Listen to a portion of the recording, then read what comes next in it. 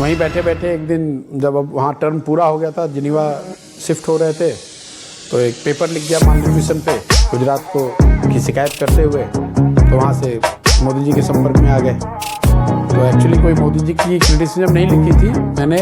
I have written a paper about malnutrition in rich high growth states of India.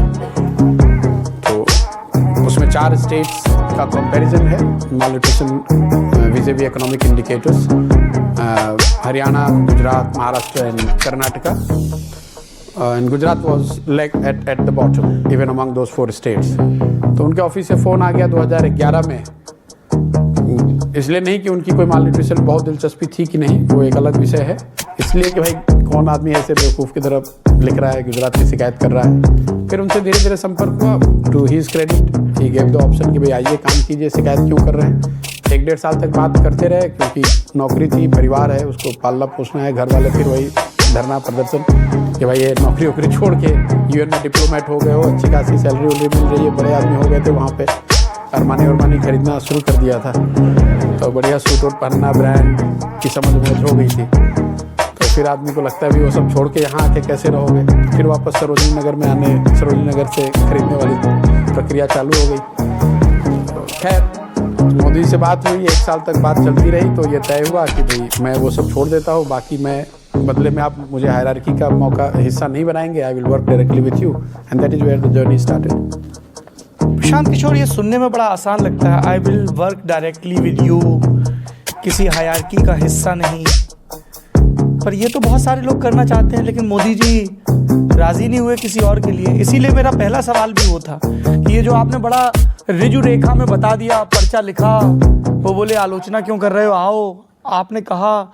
इस तरह की कहानियां circles में सुनाई जाती हैं कि इकलौता व्यक्ति जो मुख्यमंत्री आवास में रहता था और वहां से ऑपरेट करता था। हाउ? अब मुझे पता नहीं है कि हाउ।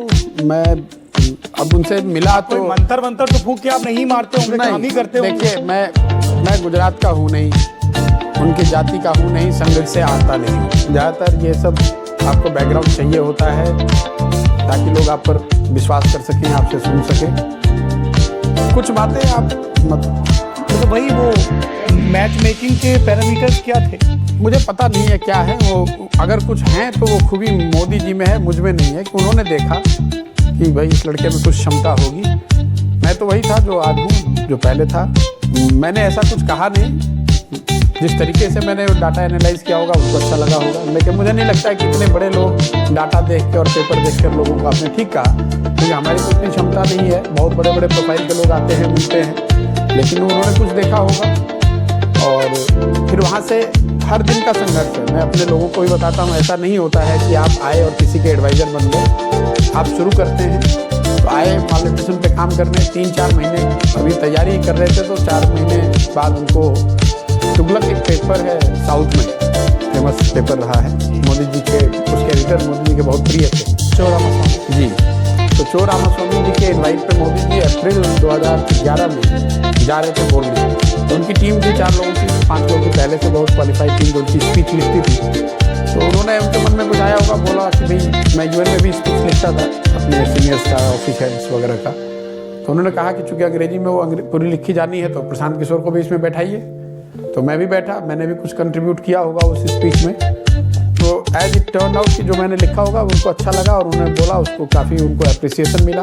तो उनके स्पीच लिखने वाली टीम का हिस्सा बन गए। फिर किसी दिन कहा कि अच्छा आप तो हाँ यूएन में डाटा वाटा देखते थे, ज़रा देखिए सर्वे आया है, इसको ज़रा इंटरप्रेट करके दिखाइए। तो उनकी टीम ने भी किया होगा, हमने भी किया होगा। तो जो मैंने बात कही होगी उनको कनेक्ट करी। तो फिर एक स्टेप और होगा, चलिए भाई अब डाटा डिवीजन इनके पास होगा। उस समय मोदी जी बहुत बड़े लीडर थे, लेकिन he was nothing compare to what he became in 2014। और मीडिया से एक वो पराया वाला बात थी, मीडिया उनसे जुड़ना नहीं चाहती थी। तो उन्होंने कहा अच्छा आप तो वहाँ से रहे हैं, आप अमेरिका में, तो डायरेक्ट संवाद का क्या उपाय है। तो पहले से उनके पास 2009 से फेसबुक था, उसका यूज़ नहीं करते थे। तो मैंने कहा सर इसको ट्राई किया जा सकता है। तो मैंने वो शुरू किया, उसमें ट्रैक्शन मिला, तो एक नई दुनिया चालू हो गई। ऐसे मतलब डेली बेसिस पे you have to do something and better somebody who already existed. It never happens कि आप जाइएगा और कोई आपको एडवाइज़र बना देगा, कोई आपको ये कहेगा कि चलिए अब आज से आप हमको डिक्टेट कीजिए और आज से आप हमको एडवाइस कीजिए। बाकी के जो काम है लेटर ऑन, संघर्ष तो हमेशा रहा है, लेकिन उनके पास फिर भी रेफरेंस पॉइंट है कि भाई मोदी जी के एडवाइज़र थे, मोदी जी के साथ रहते थे, मोदी जी का काम किया है। लेकिन पहला जो दौर है, पहला 1-1.5 साल का,